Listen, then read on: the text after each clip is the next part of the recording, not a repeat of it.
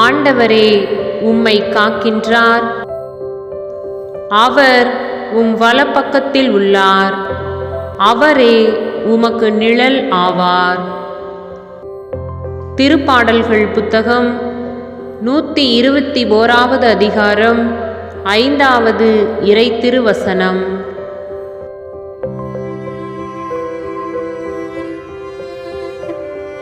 ஆண்டவரே உம்மை காக்கின்றார்.